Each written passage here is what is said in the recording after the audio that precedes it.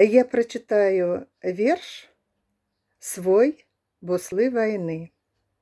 Мне здаецца, што нашы буслы таксама былі на айчыннай вайне.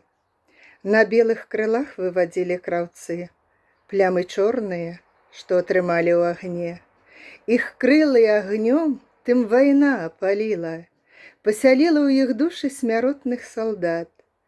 Калі кружыць над хатай, бабуля казала, то ў дом той прыносяць маленькіх дзіцят. А ногі ў чырвоныя боты адзеты, таму што на вуглях шукалі яны дзяцей нашых вёсак, селян абгарэўшых, той страшнай апошняй айчыннай вайны.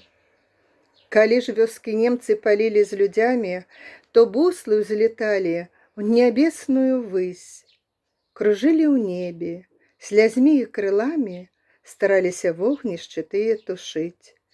І стогн стаяў разам з клёкатам буслаў, гарэлі селяне і крылы буслоў. Таму і назваў наш народ беларускі краіну сваю бераг белых свяшчэнных буслоў.